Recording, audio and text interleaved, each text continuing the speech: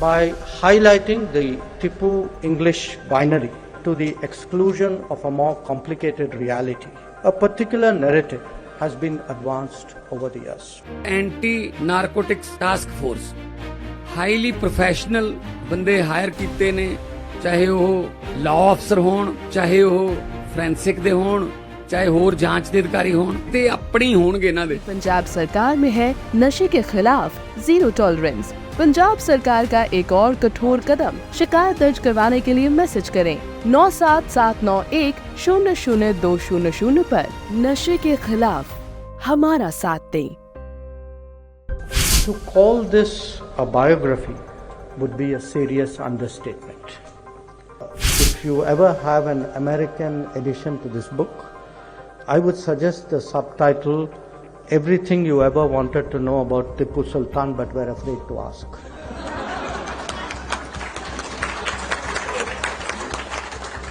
Tipu Sultan,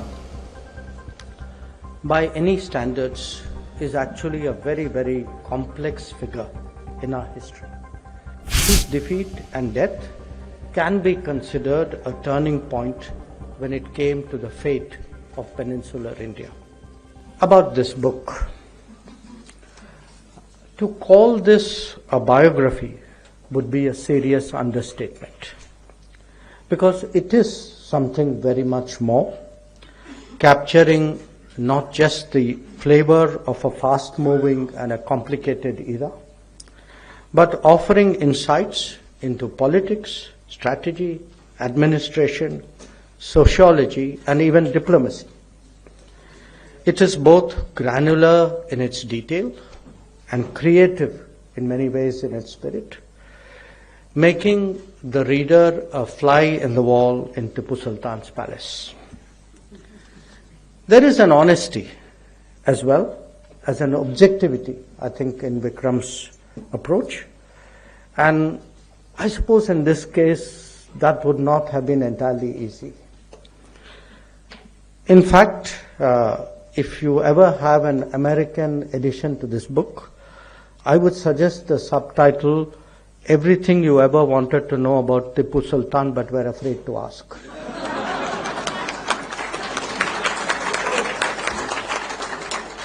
Now, Tipu Sultan,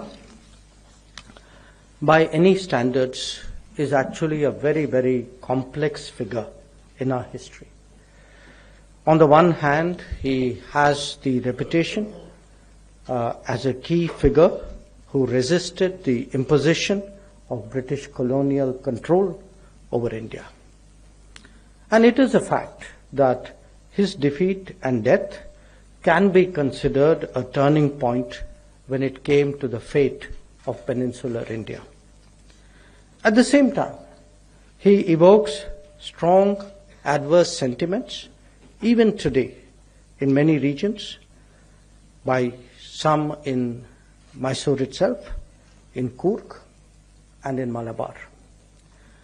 Contemporary history writing, certainly at the national level, has focused largely on the former aspect, underplaying, if not neglecting, the latter. And let's be honest, this was not an accident. Now, history in all societies is complicated, and the politics of the day often indulges in cherry-picking facts. To a considerable extent, that has happened in the case of Tipu Sultan.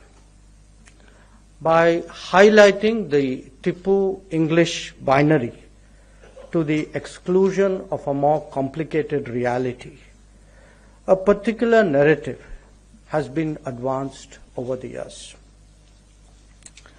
Dr. S.L. Bhairappa's foreword, which all of you would read when you read the book, I think is a very blunt reminder of that particular debate.